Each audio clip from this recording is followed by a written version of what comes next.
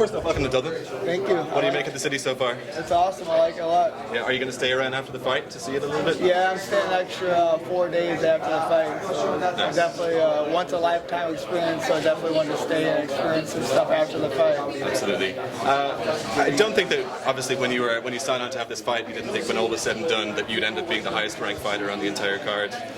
What was your reaction, just like everyone else hearing the news last night that the main event was cancelled? Well, obviously it sucks to hear that. Sad to hear that. I mean, you see somebody go through the whole training camp the week of the fight, they pull them.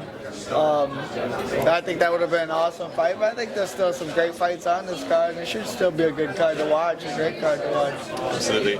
And if you could just talk to us about your opponent, break down Rob Whitefoot for us. He's a guy that he's obviously heavy-handed, got some good power and some good wrestling, and he's well-rounded in a lot of areas. And are you prepared to play the role of spoiler? Because although he's not a hometown guy, Scotland's just over the water, and I'm sure he'll have a lot of support here. Are you anticipating being sort of the heel, the bad guy in this role?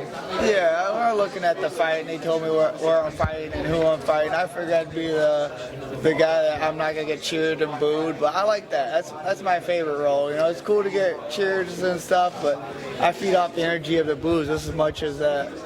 And because he's not literally a hometown guy, he's not from Ireland, do you think that leaves a little bit of wiggle room for you in order to put on a good performance and win the crowd over? Yeah, I don't know. I doubt it. I think it's going to be a lot of people for him and not for me, which I'm fine with that. I'm just going to go out there and put on a great performance and make him respect that at least. Yeah, and finally, best case scenario, how do you get your hand raised on Saturday evening? I'm going to go TKO in the third. Third? Okay, and give the fans something to cheer for in the meantime. Yeah, definitely. Put on a great fight, and hopefully it's fun to watch. Fantastic. Thank you, Darren. Thank you. Darren, this fight is actually, it's for me personally, it's one of the better fights in the card, but it's further down. How do you feel about that it's not, further up in the fight card?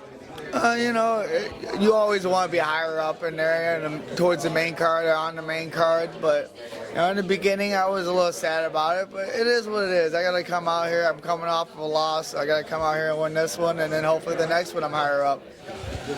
Obviously, still the Chad Mendes fight, you were on a 5-fight win streak and you lost that fight. It's been a little bit sort of up and down for you since then. How have you adjusted to that? What's the mindset been like in the training in your recent fights since then?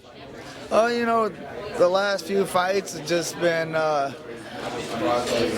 haven't been happy with my performances. I feel like I needed a change, and for this camp, I actually went to Team Alpha Male, and I've been trying to evolve my game. I think that's the next thing I need to do is evolve my game and look at different areas where I need to evolve and really work on my weaknesses. You stayed down in Team Alpha Male for the whole of this camp, has it been? I stayed out at a 6-week camp, a week out here, so I stayed out there 3 weeks. So most of my camp was out there. And is it more psychologically challenging for you, or is it about, coming off that loss to Mendes? It's been up and down, as we said. Is it about getting the mindset right more than anything?